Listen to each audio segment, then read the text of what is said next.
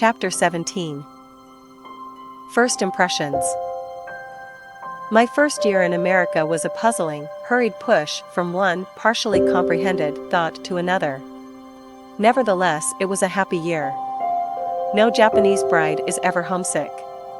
She has known from babyhood that fate has another home waiting for her, and that her destiny is to be fulfilled.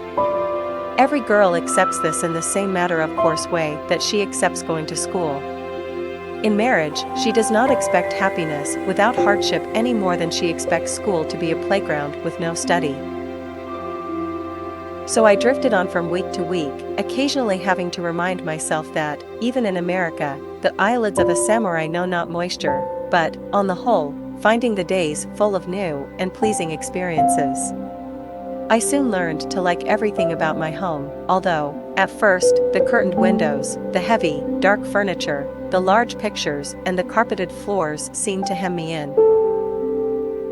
But I reveled in our wide porches and the broad lawn which swept in a graceful slope, between curving paths, down to the low stone wall. The battlement top was like an elongated castle turret, and the big stone posts of the iron gates, half hidden from the porch by tall evergreens, seemed to me to have a protecting air. Then there was one big, crooked pine and an icho tree, standing side by side, which when the moon was just right, made a perfect picture of an old Japanese poem. Between bent branches, a silver sickle swings aloft in youthful incompleteness, unknowing of its coming day of glory. Oh, I did love all the outdoors of that home, from the very first moment that I saw it. Much of my time was spent on one or the other of our three big porches, for Mother loved them almost as much as I did, and we used to go out the first thing after breakfast, she with her sewing and I with the newspaper. In order to improve my English, I read the paper every day, and I found it very interesting. I always turned first to the list of divorces in the court news. It was such a surprising thing to me that more women than men should be seeking for freedom. One day I told Mother that I felt sorry for the husbands. Why, she asked. It is as often the fault of the husband as the wife, I think. Isn't it so in Japan? But after choosing for herself, it must be hard for her wifely pride to acknowledge failure, I replied. How about the man, said Mother.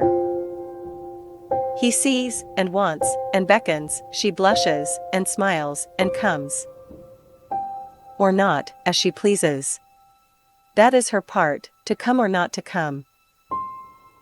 Why, I thought it was the custom in American marriages for the woman to select, I said, somewhat surprised, for I, with most Japanese people of that day, so interpreted the constant references in books and papers to the American custom of women choosing their own husbands. It was one of many exaggerated ideas that we had of the dominant spirit of American women and the submissive attitude of American men. In the conversation that followed, I heard for the first time that in this country, the custom is for the worded request always to come from the man. It is like the folk tale that tells of the origin of our race, I said. That sounds as if it might be more interesting than the court items in the newspaper, laughed Mother. Suppose you tell me about it. It's rather a long story from the beginning, I said, but the important part is that a god and goddess named Izanagi and Izanami, our Adam and Eve, came from heaven on a floating bridge and formed the islands of Japan.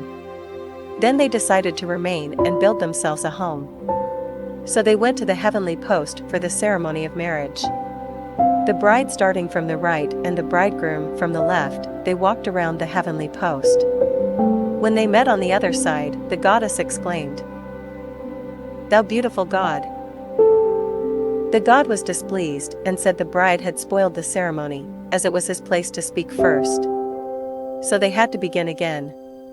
The goddess started again from the right of the heavenly post, and the god from the left, but this time, when they met, the goddess did not speak until she was spoken to. "Thou beautiful goddess," Izanagi said. "Thou beautiful god," replied Izanami. As this time the ceremony was properly performed, the husband and the wife built themselves a home, and from them came the nation of Japan. So it seems that Japanese and American marriages were originally not so unlike, after all, said Mother. One of the most surprising things in America to me was the difficulty and often impossibility of my being able to do, as a wife, the very things for which I had been, especially trained. Matsuo had come to this country when he was a boy in his teens, and was as unfamiliar with many Japanese customs as I was with those of America, so, with no realization on his part of my problems, I had many puzzling experiences connected with wifely duty. Some of these were tragic and some amusing. At one time, for several evenings in succession, business detained Matsuo until a late hour.